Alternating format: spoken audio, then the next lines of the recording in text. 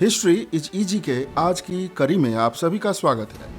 जैसा कि आप जानते हैं, हमारे हिस्ट्री इज इजी के अभियान का मकसद है लोगों में जटिल माने जाने वाले इतिहास के कुछ महत्वपूर्ण मुद्दों पर आम राय बनाना।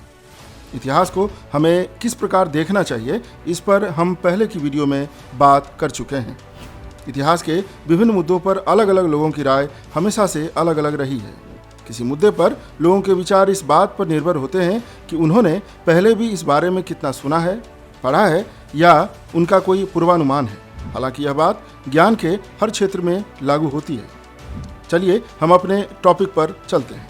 मोहनदास करमचंद गांधी का नाम दुनिया भर में मशहूर है। आप जिसके पक्षधर हो सकते हैं, विरोधी हो सकते हैं, परंतु तटस्थ या न्यूट्रल तो बिल्कुल नहीं हो सकते। दोस्तों, आज हम महात्मा गांधी जी की बात करेंगे।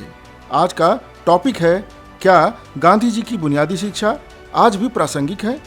कम लोग ही जानते हैं कि गांधी के शिक्षा संबंधी विचार उन्हें विश्व के महान शिक्षा शास्त्रियों के बीच अलग श्रेणी में खड़ा करते हैं। तो क्या थे गांधी जी के शिक्षा संबंधी विचार?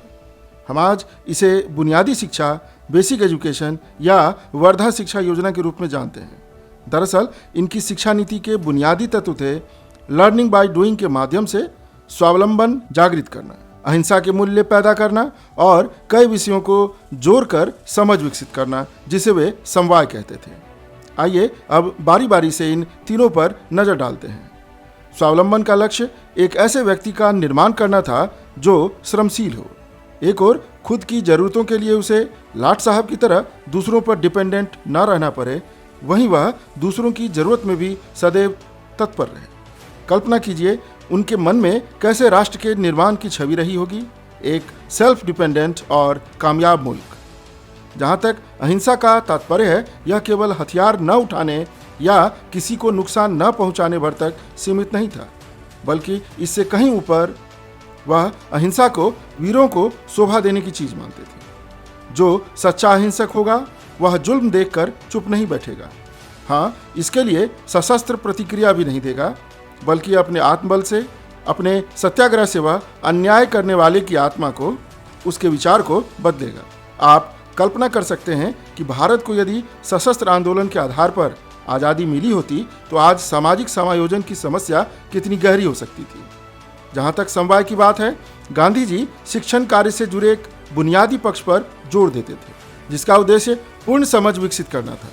एक उदाहरण से इसे समझते हैं। यदि बच्चों को पढ़ाया जाए कि यह जीवन क्या है, निर्झर है, बच्चों के यह पूछने पर कि निर्झर में पानी कहाँ से आता है, गुरुजी कहते हैं यह भूगोल वालों से पूछ लेना, मैं तो साहित्य पढ़ाता हूँ, तब तो यह प्रश्न सदा के लिए अनुत्तरित होकर मन में बैठ जाएगा। ऐसे में जब तक सवाल के जवाब अनुत्तरित हों, आगे बढ़ने से बचना चाहिए। इतना ही नहीं, एक साथ दूसरे विषयों को जोड़कर पढ़ाने से समझ पक्की होगी, जो शिक्षा का एक बुनियादी पहलू है। देखा जाए तो गांधी जी का जोर इस बात पर नहीं था कि शिक्षा कैसे दी जाए, इस पर तो अन्य शिक्षाविदों की राय भी आई है। उनका असल जोर इस बात पर था कि शिक्षा कैसी दी जाए जिससे समाज को सही दिशा दी जा सके।